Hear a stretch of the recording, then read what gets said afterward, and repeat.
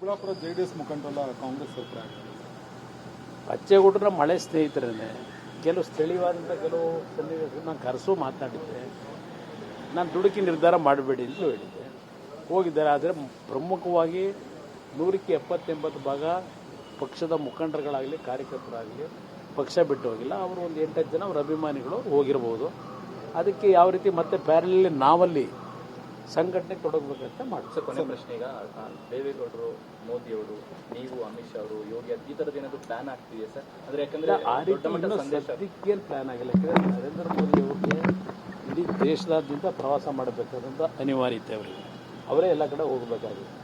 ಅದರಿಂದ 1-2 ಕಾರ್ಯಕ್ರಮದಲ್ಲಿ ಕರ್ನಾಟಕಕ್ಕೆ ಬಂದಾಗ ಭಾಗವಹಿಸ್ತಕ್ಕಂಥದ್ದು ಎಲ್ಲಿ ಅನಿವಾರ್ಯತೆ ಇರ್ತದೆ ಅವಶ್ಯಕತೆ ಅದೇ ಆ ಅಪೇಕ್ಷೆ ಏನಿದೆ. ಯಾವುದಾದ್ರು ಒಂದು ವೇದಿಕೆಯಲ್ಲಿ ಬಹುಶಃ ಅವರಿಬ್ಬರು ಜೊತೆಗೂಡಿ ಪ್ರಚಾರ ಮಾಡ್ತಾರೆ. ಸರ್, ಮಂಡ್ಯ ವಿಚಾರಕ್ಕೆ ನಿನ್ನೆ ಸಭೆ ಮಾಡಿದ್ದೀವಿ ಸರ್. ಇಲ್ಲ, ಎಲ್ಲ BJP ನಾಯಕರುಗಳನ್ನು ಕರೆಸಿ ಅವ್ರನ್ನ ವಿಶ್ವಾಸಕ್ಕೆ ತಗೋಬೇಕಲ್ಲ. BJP ಅಭ್ಯರ್ಥಿಗಳಾಗಿ ಏನು ಚುನಾವಣೆ ನಡೆಸಿದ್ದಾರೆ ಅವ್ರನ್ನ ಕರೆಸಿ ಅವ್ರನ್ನ ವಿಶ್ವಾಸ ತಗೊಳ್ತಕ್ಕಂಥ ನಿಟ್ಟಿನಲ್ಲಿ ಚರ್ಚೆ ಮಾಡಿ. ನೀವು ಬೆಂಗಳೂರು ಗ್ರಾಮಾಂತರಕ್ಕೆ ಪ್ರಚಾರ ಚಿಕ್ಕಬಳ್ಳಾಪುರ JDS ಮುಖಂಡರಲ್ಲ ಕಾಂಗ್ರೆಸ್ ಸರ್ಕಾರ ಬಚ್ಚೇಗೌಡರ ಮಳೆ ಸ್ನೇಹಿತರೇ ಕೆಲವು ಸ್ಥಳೀಯವಾದಂಥ ಕೆಲವು ಸನ್ನಿವೇಶ ನಾನು ಕರೆಸು ಮಾತನಾಡಿದ್ದೆ. ನಾನು ದುಡುಕಿ ನಿರ್ಧಾರ ಮಾಡಬೇಡಿ ಅಂತ ಹೇಳಿದ್ದೆ.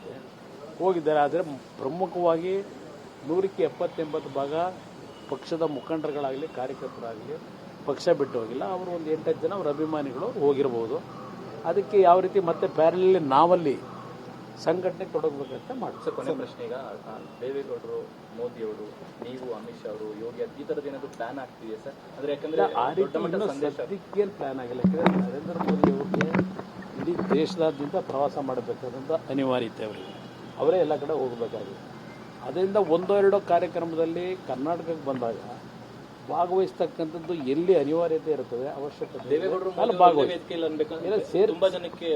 ಅದೇ ಆ ಅಪೇಕ್ಷೆ ಏನಿದೆ.